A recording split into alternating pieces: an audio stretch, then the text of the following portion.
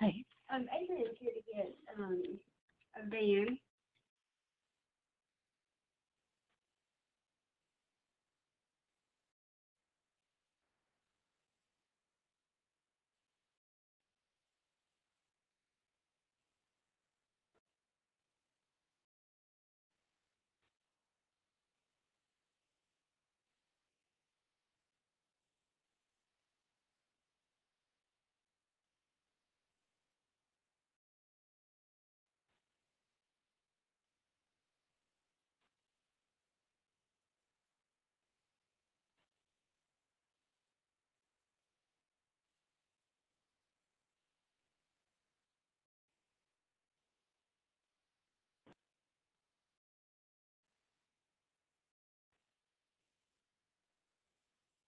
All right, good morning, everyone. I'm Kara Kumari, Assistant Commissioner for Communications and External Affairs, and we are here for our usual Wednesday office hours. We appreciate you joining us today. We have a lot of questions that were submitted beforehand, so we are going to start with those. But before we get to those questions, a couple of things. We do have the chat box open. If we do get to chat box questions, we will go through those as well. And we're going to start the same way we always do with kicking it off with Commissioner Turner.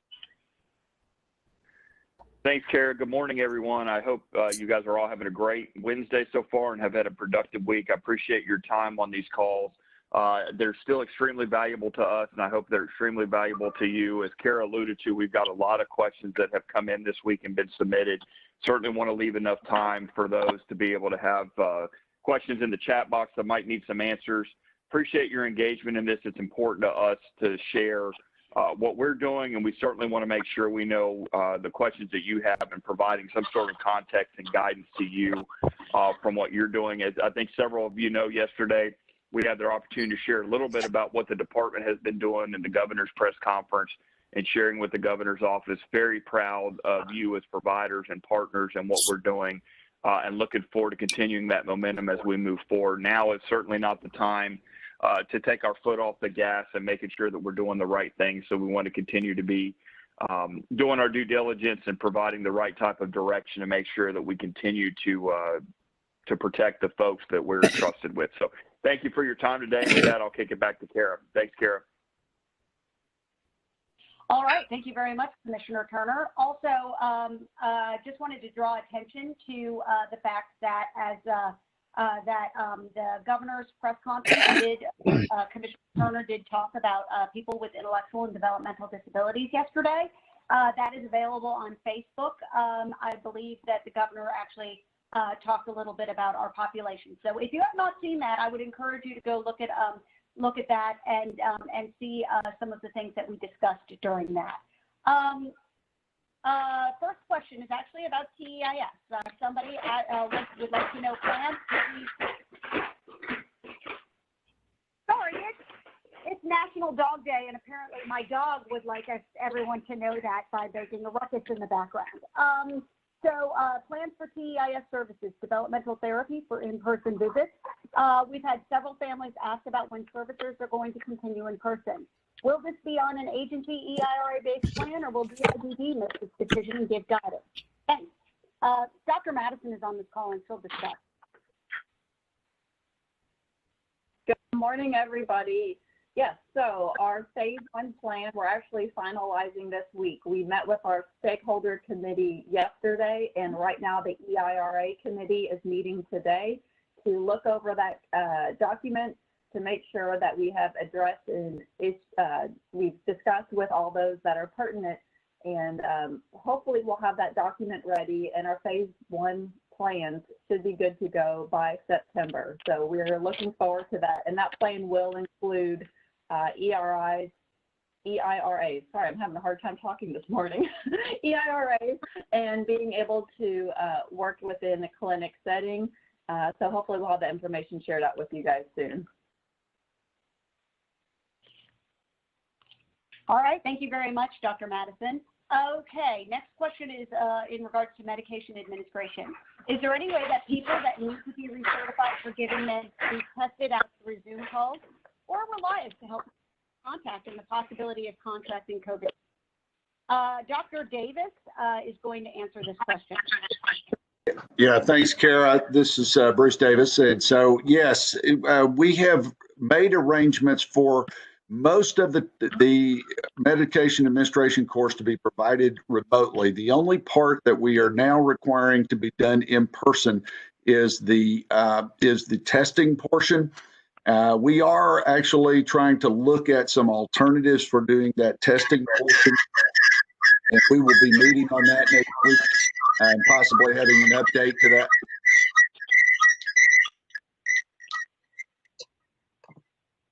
Trying to wait on the echo to stop. We may have an update for you next week on the testing arrangements. But as of now, we are our regional offices are conducting that training, and that written portion of the testing is done in person under very strict conditions to prevent the spread of COVID. So that's our current approach to that. Again, if we have any changes, we'll inform you of those next week. Thank you, Kara. Okay, and I just wanted to make mention of, we do have someone who appears to be a repeat offender of not muting. We do see who it is. This is the same person who disrupted last week. Please mute your phone. Please mute your phone so that we can hear the answers. I can't mute my dog, unfortunately, when I'm talking, so you all are just going to have to live with that. But if you can, and where you can mute, then please do. Our next question is wondering if the hazard pay for staff will be extended to 24 days from the point of positive test results, with the new guidelines for household members to quarantine an additional 14 days after the 10-day COVID positive case is out of quarantine. Dr. Davis, do you want to talk about, actually, I'm going to give this to Jordan, because this is a hazard question. Sure. Thanks, Kara. Good morning, everybody. So the hazard pay, first and foremost, I want to qualify the rest of the statement by saying that we believe, fairly rapidly approaching expiration of the available funds for hazard pay. Andy can talk more if necessary, but I certainly, if you have claims that you want to submit for hazard pay at this point, then you need to hurry up and get those in. And as we tally expenditures, then we anticipate that we may be reaching expiration of those funds. The hazard pay funding, the way it's designed right now, pays up for 30 days for persons who are COVID positive. Now, obviously, there are qualifiers in there relative to how staff are being reimbursed for the direct service that they're providing, and the qualifications are in the document that we've distributed a couple of different times, but availability of funding up to 30 days is currently in place. So we don't contemplate needing to make a change if in fact there are additional funds that would continue to be available for hazard pay or the RSNA or PCRD funding that we have in place right now, then certainly we'll make that known. But at this point, coverage extends on to 30 days. The current practice is that persons who are COVID positive need to remain in isolation, and obviously staff would be available for hazard pay funding until they're no longer symptomatic and fever-free for a period of 24 hours. And again, that can be paid up to 30 days, with days 22 and 30 requiring a physician's note to indicate that isolation is still required.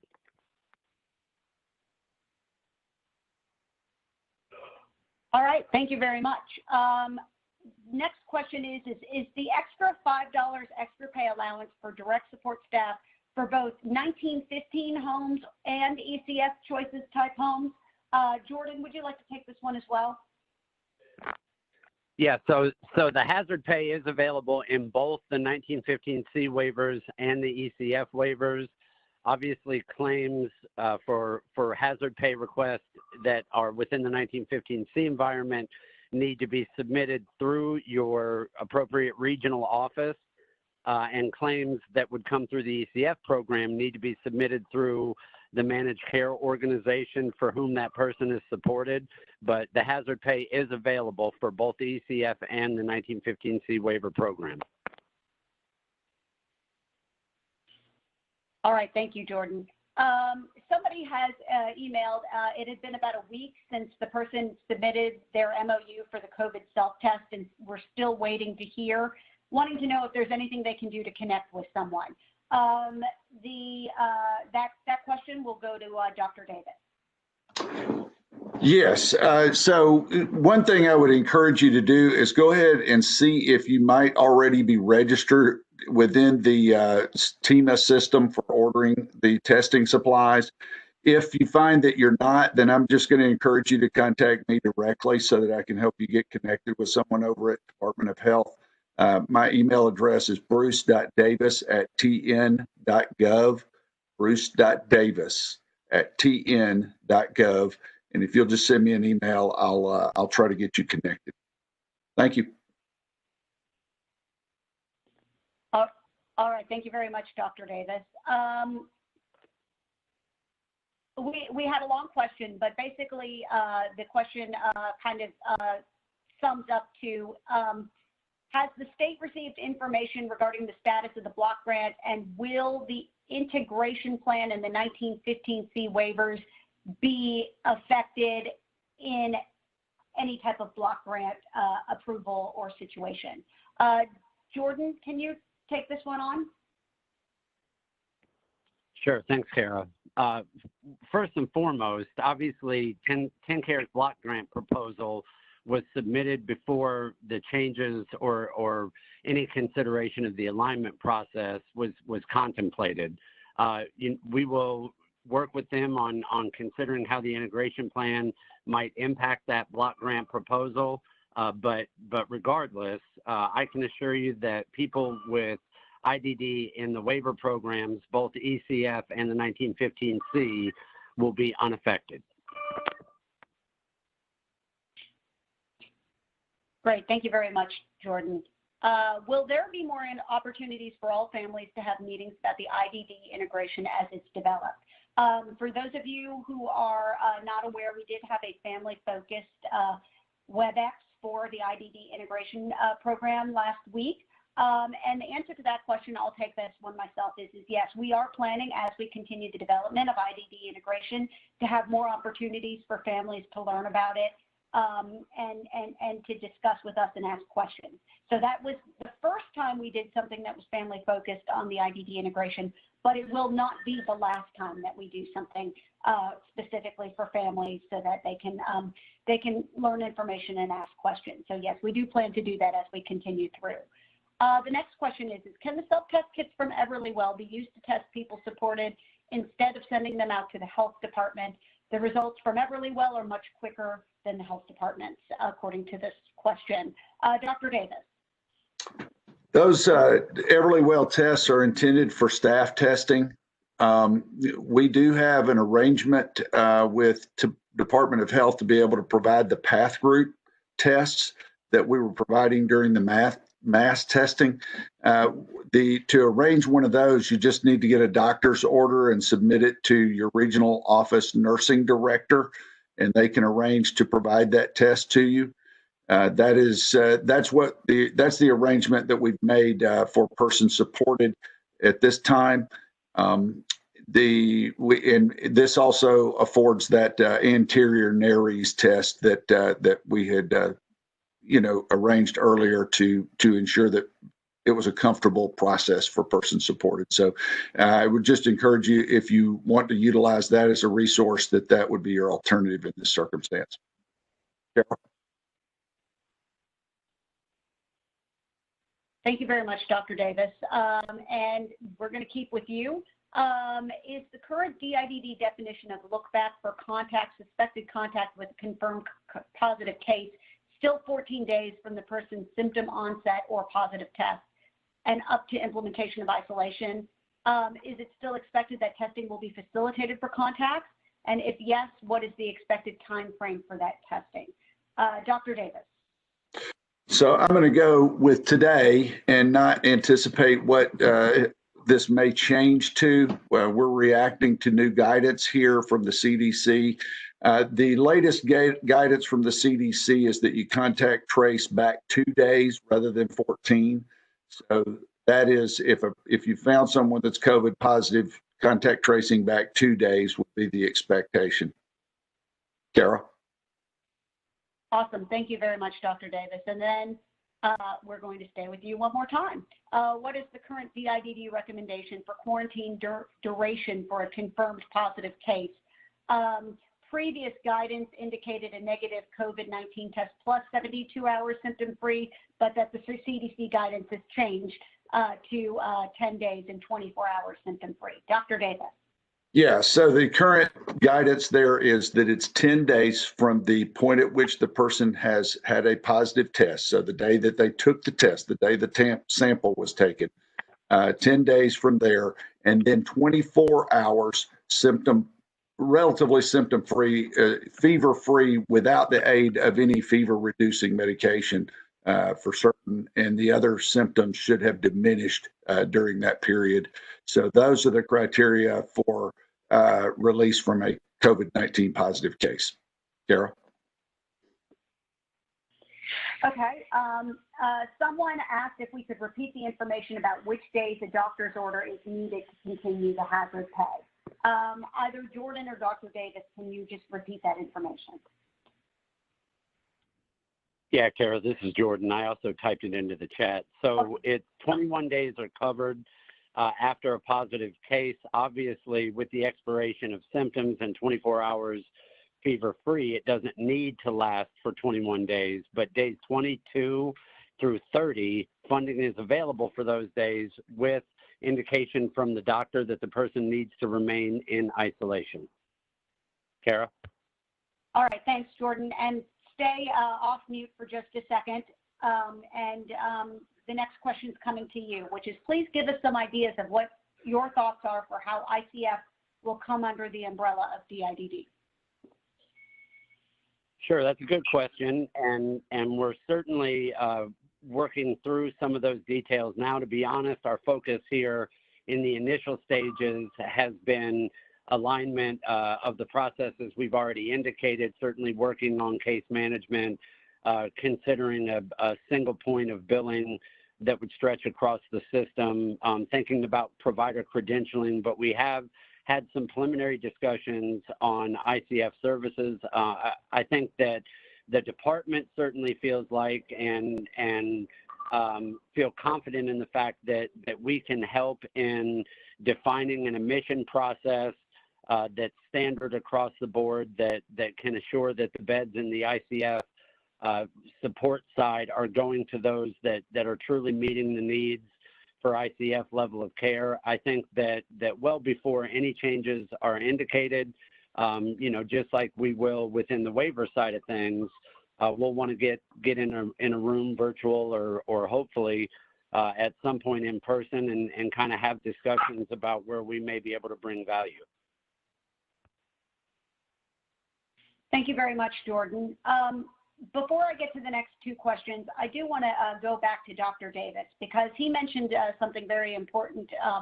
That's something that as we've seen improvement on the statewide level as far as COVID goes, how important what we've done to get there is, and how important it is to keep that going. I think he would like to touch on this. So, Dr. Davis, I just want to give you an opportunity to say a few words about the work we've done and the work we still have to do.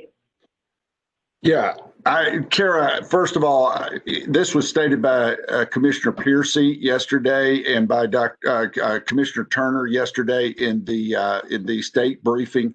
But I want to reiterate how positive it's been, how people have really stepped out, participated in mask wearing, have participated in social distancing, have done the hand washing thing to try to prevent spread of the coronavirus.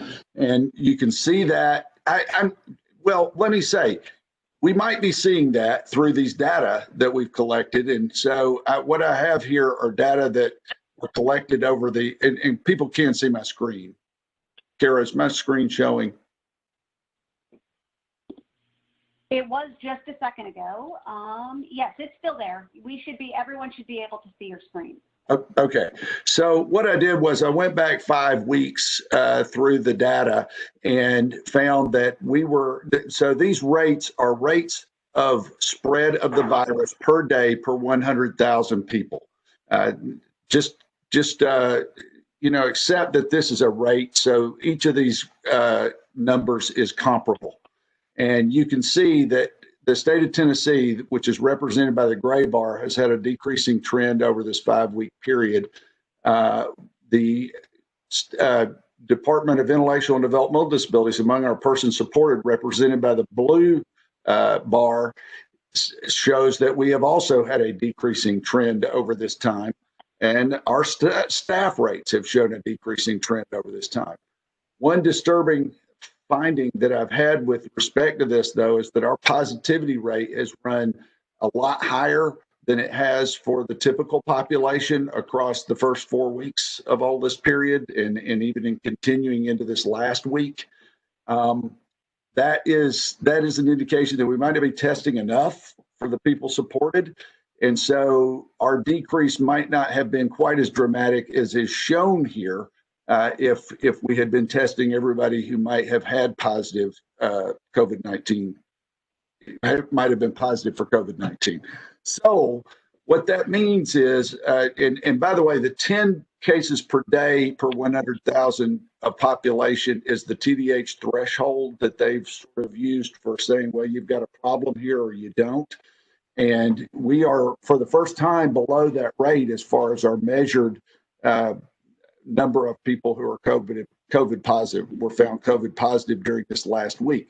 1 week is not enough for a trend. It has to go on for 2 weeks. So we have not been below that level for 2 weeks as yet. And so we still have work to do, is the point that I want to make with this. We cannot let, Commissioner said this, we can't let our foot off the gas. We really cannot do that. And likewise, if you look historically at pandemics like this, they go through lulls, and we don't know whether what we're experiencing right now is a lull or whether it is, whether we've finally made this tremendous progress, and it could be potentially just the randomness of how this thing operates. So I just want to encourage people to continue doing those very basic things that you're doing. We've been checking out some agencies' COVID response plans. Actually, the COVID response plans all look real good. In some cases, there may be implementation problems. You need to work on those implementation problems. Again, mask wearing.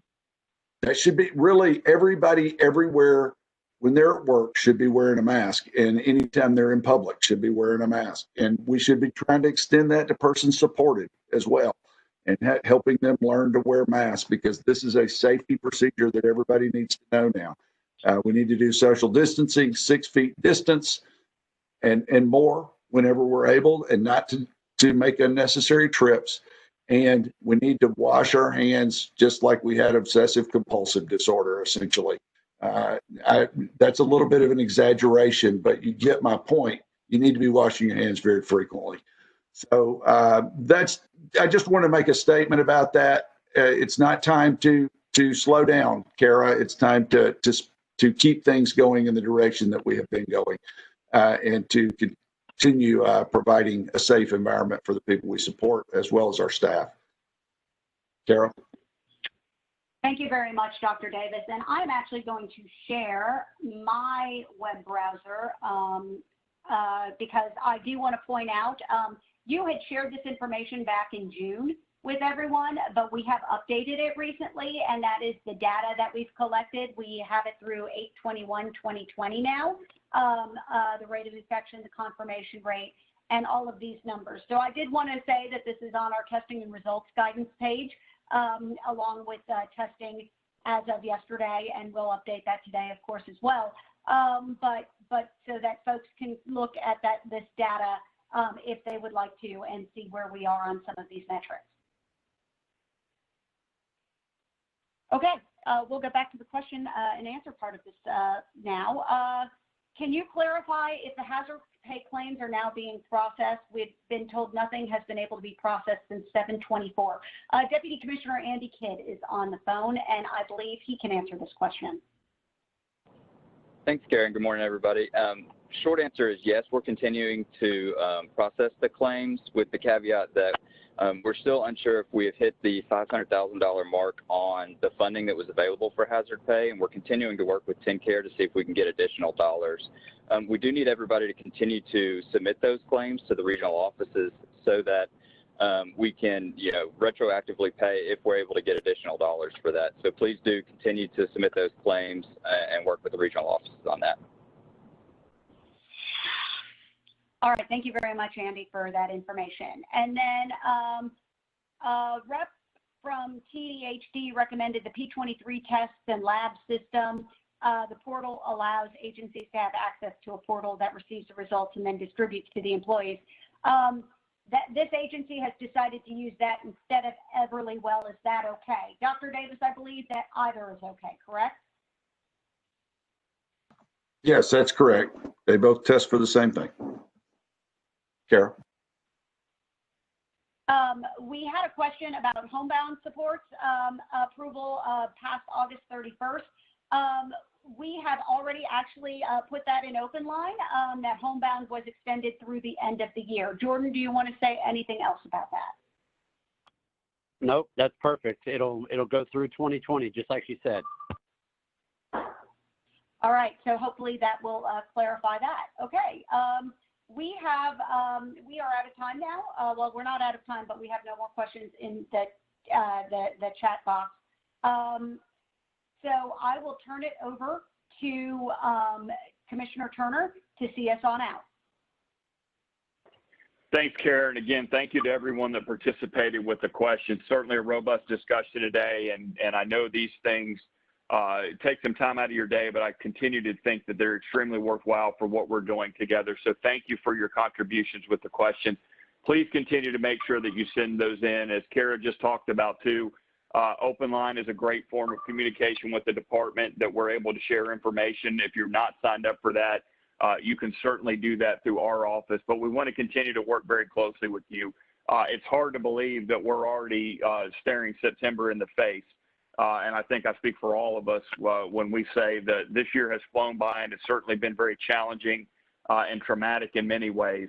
But what we're doing, I don't want any of us to lose sight around the progress and the positive steps that all of us are taking in the department and working together as private providers for the benefit of persons supported. So thank you again for what you're doing.